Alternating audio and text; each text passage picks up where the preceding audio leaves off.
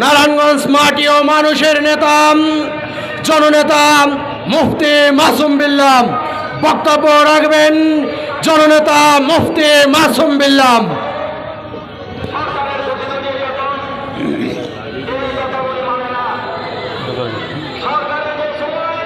আসসালামু আলাইকুম ওয়া রাহমাতুল্লাহি ওয়া বারাকাতুহু।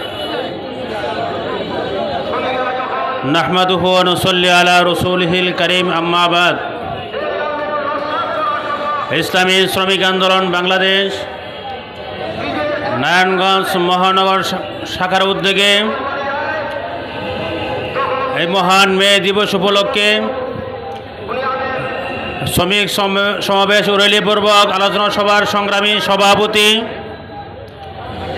আজকের অনুষ্ঠানের মোহতারাম প্রধান অতিথি, ইসলামী আন্দোলন বাংলাদেশের সংগ্রামী সহকারী মহাসচিব জননেতা হযরত মাওলানা ইমতিয়াজ আলম, আজকের অনুষ্ঠানের প্রধান বক্তা, ইসলামী শ্রমিক আন্দোলন বাংলাদেশের সংগ্রামী জয়েন্ট সেক্রেটারি জেনারেল, বিশিষ্ট শ্রমিক নেতা মুফতি মুস্তফা কামাল, আজকের অনুষ্ঠানের বিশেষ অতিথি, ইসলামী শ্রমিক আন্দোলন বাংলাদেশ ঢাকা বিভাগের সংগ্রামী সাংগঠনিক সম্পাদক জননেতা মোহাম্মদ শাহাদাত হোসেন ভাই সহ মঞ্চে উপস্থিত শ্রমিক আন্দোলন, যুব আন্দোলন, ছাত্র আন্দোলন নেতৃবৃন্দ, সামনে উপস্থিত আমার সংগ্রামী শ্রমিক ভাইয়েরা,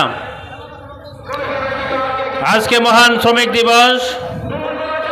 এই শ্রমিক দিবস যখন আসে তখন সমস্ত শ্রমিক সংগঠনগুলো, এমনকি সরকার সমর্থিত শ্রমিক সংগঠনগুলো শ্রমিকদের ন্যায্য অধিকার নিয়ে, শ্রমিকদের ন্যায্য অধিকারের কথা বলে রাজপথে এরা সরগরম করে, রাজপথে এরা অবতীর্ণ হয়।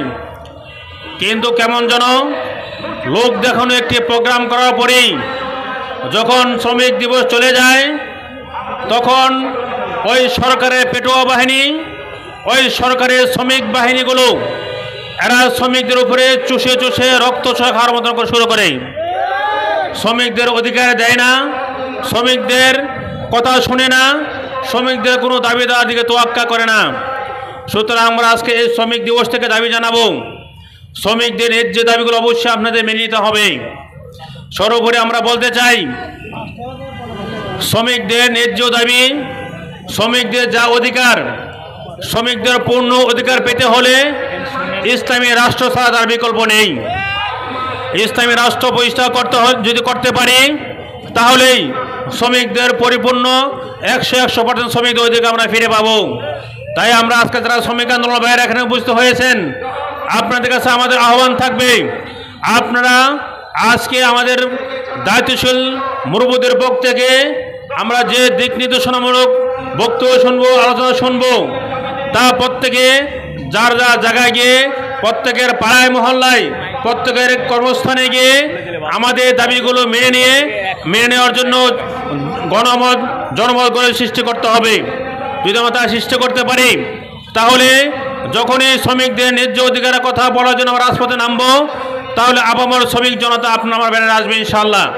সর্বোপরি আমরা বলতে চাই, আজকে নারায়ণগঞ্জে আমরা যেই অবস্থা বসবাস করছি, আজকাল নারায়ণগঞ্জ একটি জনবহুল এলাকা। নারায়ণগঞ্জ জানি আমরা রমজানের পূর্বে মেয়র আইবি এবং এমপি মহোদয় দুজনের কষাঘাতে আজকে শ্রমিকরা পিষ্ট হয়ে আজকে এদের ইট মাটি হয়ে গেছে। আমরা দেখেছি রাস্তার দুই পাশে শ্রমিক ভাইয়েরা, আমার হকার ভাইয়েরা সুন্দর সুশৃঙ্খলভাবে হকার বসিয়েরা সুন্দর দোকানপাট করছিলেন। হ্যাঁ, কিছু শ্রমিক অশৃঙ্খল ছিল, কিছু হকার অশৃঙ্খল ছিল, তাই কিন্তু আপনারা পড়াশোনার মাধ্যমে এদেরকে নিয়ন্ত্রণ করতে পারতেন। কিন্তু এদের উদ্দেশ্যে, কিন্তু তাদের দিকে আপনারা তাদের কিছু গুটি কয়েক হকারদেরকে দমন করতে গিয়ে আজকে হাজার হাজার হকারকে আপনি পেটে লাথি মেরেছেন। সুতরাং আমরা তার নিন্দা জানাই। তার পাশাপাশি আমরা আজকে বলতে চাই যে আপনার মন মতো হলে হকার, আর মন মতো না হলে সব কিছু তা কিন্তু হতে পারে না। আমরা দেখতে পাই আপনি চুনকা পাঠাগার করেছেন, চুনকা পাঠাগার সামনে বিশাল হকার দখল করে রাখছেন। আপনি ওটা কি হকার নয়? আপনি মেয়র হয়েছেন, আজকে আজ আমাদের রাস্তার মাঝখানে একটা আইল্যান্ড দিয়েছেন, কিসের কাজে আসতেছে? এক সময় যে আইল্যান্ড দিয়েছিলেন ওই পাশে গাড়ি চলবে, এই পাশে রিক্সা চলবে, কিন্তু তাদের এখন কোনো কার্যকর হয় না। সুতরাং আমি দাবি জানাবো আপনার রাস্তা পরিষ্কার করার জন্য রাস্তার মাঝখান থেকে আইল্যান্ড উঠায় দেন। পাশাপাশি আপনারাও হকারদের ন্যায্য অধিকার দেওয়ার জন্য সচেষ্ট হন। সর্বোপরি আমরা আগামী দিনে শ্রমিক আন্দোলনের পক্ষ থেকে যে কোনো ন্যায্য অধিকারের আদায়ের জন্য রাজপথে যখন ডাক দেওয়া হবে আমরা সবাই শরিক হব। এ আহ্বান শেষ করছি। আসসালামু আলাইকুম রহমতুল্লাহ।